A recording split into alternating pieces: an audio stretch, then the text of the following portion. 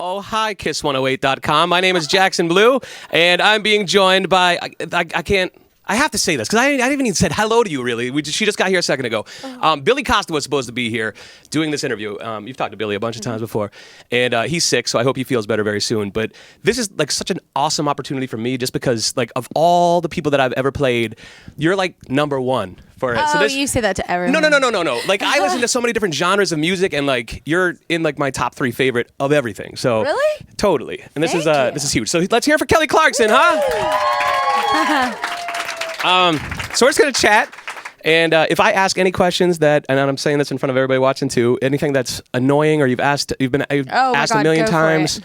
I'm gonna. You're so good. Let's start I'll with try your. and answer it in a different way. Yeah. Or if it's just annoying or you don't want to, just say next. I'm not looking to try to get anything out of you or anything. I love it. So I saw the tweet. Your birthday last week. Happy birthday to Kelly Clarkson. Thanks. And I saw the tweets about how you're like happier than you've ever been.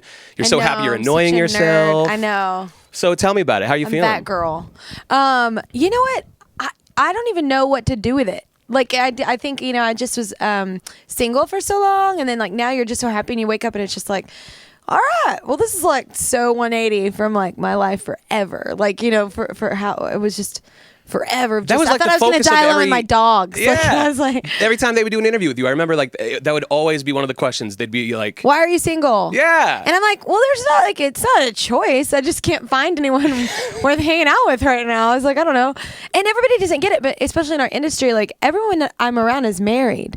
So I mean, or they're like my brothers, even though they are married anyway. Like my band, so it's not like you're not even around. There's no options, like So and you don't really. Yeah, you don't have time to connect with anybody else. Yeah, and then if you do go on a date, they use your full name, which is really cool. Yeah, that's not awkward. Hey. So what is it about your fiance now that you love? Like, what's the thing, the X factor on this guy? You know what? He's just there's not even one way to describe him. He's so perfect for me. He's just perfect for me in every way. And business, like he gets my job, but he's not trying to climb a ladder. He's not an artist. He's a manager. So, and he's just that perfect guy. We grew up in the same town, but we didn't know that like when we were kids. So you grew up in Texas, and it wasn't even that big of a town, was it? No, especially when we live there. It's bigger now. How many years are you apart from each other? 6. So it would have been weird. Yeah, you would have been one of those weird kids. No, his daughters always says that because he's like, you're never dating. She's in 6th grade and she, loves boys. And so anyway, and he said, he's too old because she likes an 8th grader or whatever. And she's like, Daddy, Kelly is 6 years younger than you. And he's like, it's so different, when you're a kid. Or yeah. That spread. She doesn't see that. So you are already stepping into mom role right now. I jumped right in. What's that like? Yeah. Well, I have nieces and nephews, and I like rock at the aunt thing. I love it. I'm really good at it. I think because then you get to, leave for a little bit and you've recouped and go, okay, you load them up with the sugar and give them to your sister. But anyway, it's cool now because his kids are awesome. They're 6 and 11 and they're just really rad kids. They must be so excited that they have Kelly Clarkson as how cool is that? Well, That gets some I've known points. them actually since they were even smaller. Like I've known Savannah. I've known their family obviously for like 6 years. So I've already been in their lives like as in like a friend. Like they've known me. Oh, so. Plus, yeah. He manages a lot of big acts. Like Blake Shelton is going to be. He manages Blake, and is he going to be doing her your wedding or grandma's something like Reba that? McEntire. So Yeah. So I don't think I'm impressing anyone. So there's no starstruckness going on. No. Since now you're so happy and you're engaged and all that stuff, and life is so happy, is that changing your music, the way you're writing, anything like? Well, it kind of came in perfect timing because I'm making a Christmas record right now. So, you like happy songs for that. So that's working out. But as far as my next record, we're already working on it. And I haven't actually written a lot. I've been finding a bunch of songs from a bunch of friend writers that I love. And because I'm not really inspired to write unless it's like all about love. And it's so not good. That's not going to be a good record. Yeah. No. Well, you don't think about your favorite record. It's not about loves and rainbows. It's you're going to have some ballads. It's about torture. Yeah. It's a bit, it's like Jagged Little Pill. Yeah. It's like it's like really sad. So I've been working. I have a ton of writer friends that have been writing a lot for me as well. So. Oh, cool. Yeah. So what about the Christmas album? Are you? Is that something you were psyched about? Oh my God, I'm like a Christmas nerd. complete. Are you doing any classics, like real classics? Oh no, yeah, it's gonna be. I love. I hate when people put out albums and there's no classics. Yeah, no, I love the classics, but we also put out some new stuff too. Did a cover of a song that's actually not a Christmas song, but it's kind of confusing describing it. But when you buy it, you will see. No, it's really good. I'm doing it with Greg Kirsten. The whole record. He's the one that did Stronger and People Like Us, which is out now, and Dark Side, and a lot of. He's really super talented. I hope we need another big like Christmas song. You gotta give us the big one. This is my favorite thing that people say. Like, everyone doesn't aim for this when making a Christmas record. Like, my label's like, yeah, we really want you to write like a Mariah Carey, All I Want for Christmas Is You. And I'm like, oh, okay, well, I'll just throw that out. Like, I'm like, do you know how many people would die to write that? Like, I mean, it's been Obviously, number one for like 17 years. So I'm like, of course I'd love to have that, but that doesn't mean it's going to happen. Yes, but it will. We're aiming to write something cool, but. Wait, didn't she, and even when she came out with her new Christmas album, she redid All I Want for Christmas Is You, right? Didn't she put out like part she two? put out another one. Yeah. I don't know. It's like it can't be. Well, whatever. You know what? I couldn't. I'm such a huge Mariah fan. I didn't buy it because you can't do the sequel on that one for me. No. That record, like, I listened to it in June. Like, I mean, I love it.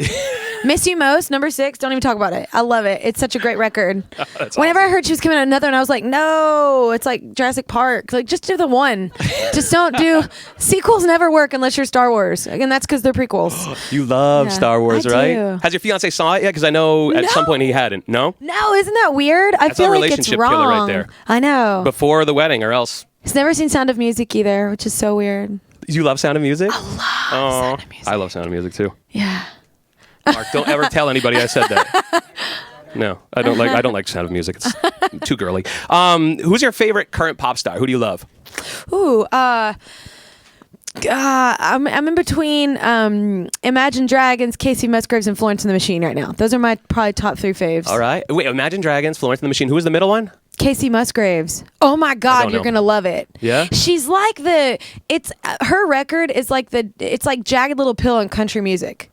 Nice. It's like you know what Alanis did and pop at that time. Everything was so pop and nobody talked too deep. And her record is just, man, she's just knocked it out of the ballpark. It's amazing. Wow. Yeah. What about the what was I gonna say? Imagine Dragons. I think they're so good live. I think they're. I've never seen them amazing. live. I love that record though. Yeah. Yeah. So good. Great record. Yeah. Okay. So how about Thrift Shop? Does that get stuck in your head ever? Oh no! Now that I have kids in my life, they always listen to songs like that. But yeah, they know all the rap, like all the words, and I'm just dying for it to get to the next song because with kids, it's not that it's a bad song. It's like kids like to hear the same thing over and over and over and over and over and over. So you're sitting there in the car and you're like, wow, it's so not even good the 50th time for me. Like I'm over it. But what about country? It's funny. So you're talking about that. That's what I was going to ask. I lost my mind for a second. There was always that rumor that you were going to cross over and do a country album and all that. Was that all just rumors? No, I've been releasing country stuff as well. Yeah, no, I'm doing both. I mean, straight go. Like I think the rumor was that you were actually leaving pop and going country. Well, yeah, it's very confusing. Nobody has really done it, I guess, since like the Linda Ronstadt days. You know, I've kind of crossed over and done both. Usually people leave one genre and go to the next, but I love pop music and I love country. And I mean, if you listen to my records, I love R&B and rock as well. So I don't know. I never want to limit myself, and I'm making music I love, and where it lands, it lands. So you think you would keep on trying out different types of music and stuff like that? Like I definitely hear alternative on you and stuff like that. Well, what's really funny is my Christmas record. I mean, it's everything from like, I mean, we do Run Run Rudolph, like almost like, you know, rock and roll Elvis kind of style. And then we do like, you know, White Christmas, which sounds like Rosemary Clooney. And then we do like Ave Maria, which is like total classical, like Florence and the Machine-ish. So it's like very random. So, but I mean, why not? Like, why do you want to buy a CD that sounds all the same? That's boring. Oh, yeah. I know a lot of them too. Yeah. Thank God for Shuffle. Thank God for just buying the one song now. Artists always hate that now because it's like, oh, people only buy one song, and I'm like, well, that's because your record's crap. Like, they'll buy the whole thing if it's good. Like, you know, it's just forcing you to have great music. So, how much do you love her? Do you guys like? I'm just saying. Oh my gosh. Okay, so I got a whole bunch of random questions. I want these guys to be able to ask some questions too. And I know we're getting crunched for time. So random questions off of Twitter. Love it.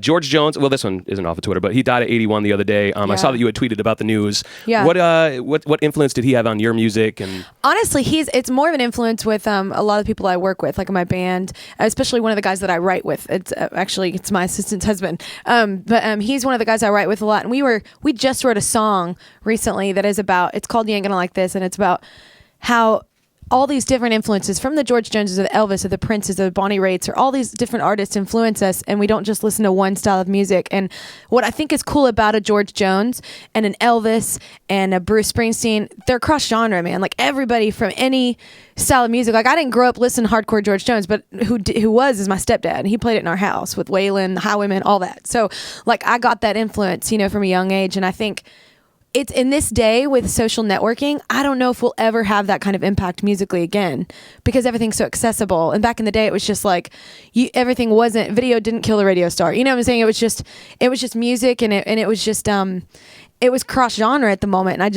it's just one of those sad things when it's like, man, it's sad when anyone dies, but it's sad when someone dies that has just made such a deep impact on people they don't even know. So it's pretty. But I mean, well-lived life, 81. That's pretty amazing. So absolutely. Yeah. And you talk about the social media. Like obviously, it's taken music a whole different direction. Yeah. In a good way, but also there's good and bad of all of it. The mystique is kind of a little bit gone, a little bit, isn't it? Like, well, that's what I always tell Reba this, because I'm like, there's never going to be another her or like a Bono or Prince or Madonna. Like it's just not going to happen, because you're a click away from everything, And like when I was a kid, oh my God, first of all, Tuesdays were like, I would save all my money to go buy records. Like I would sit there and read the booklet, the liners, like everything. Yeah. I'm the girl that walked into the American Idol audition and knew Randy Jackson. Like I knew he played with Mariah Carey, and I was flipping out. Like I was that nerd.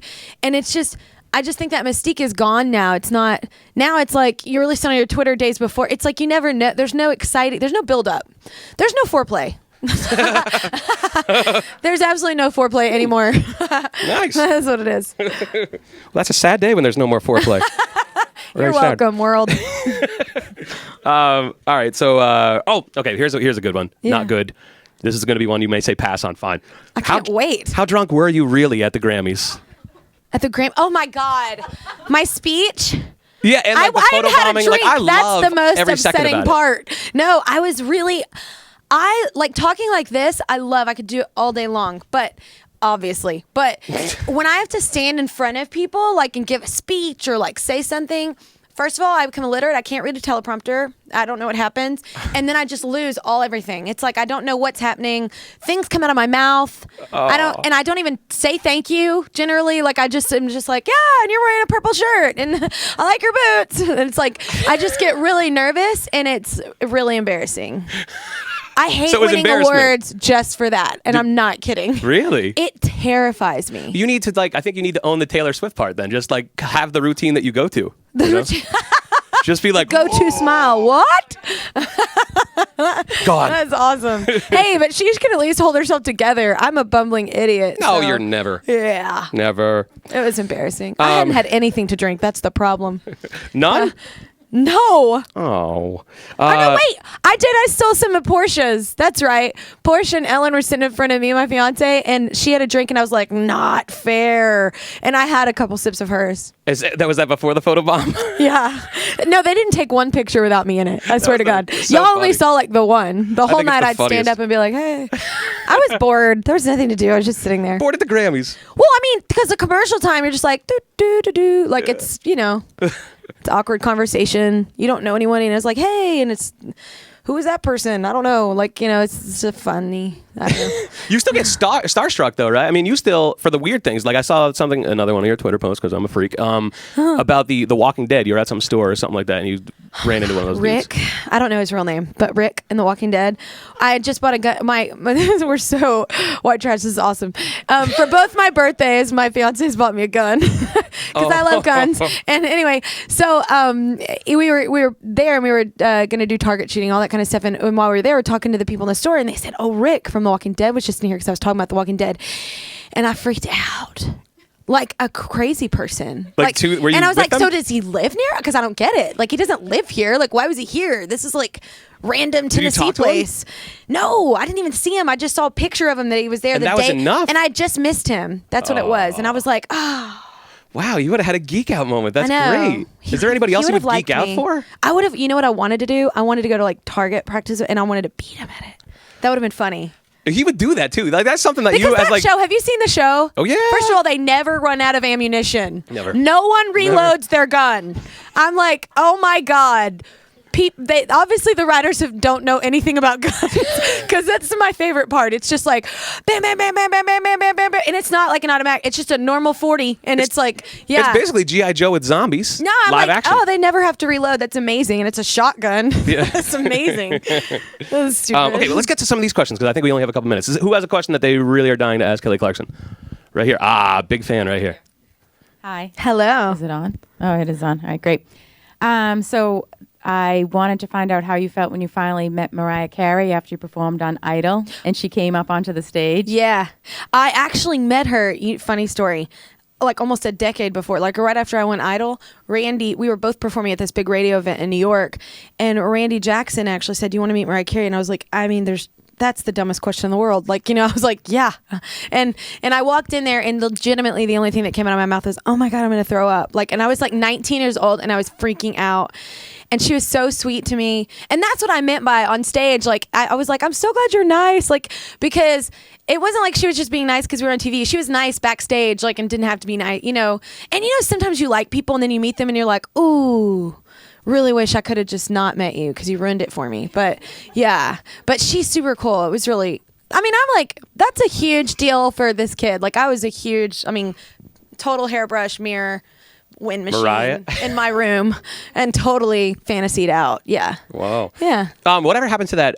This is random because this is something that a lot of people ask me to ask you about. And it's something from 2005, and you probably already know what it is. But whatever happened to that Duane dude, your guitarist that you fired on stage?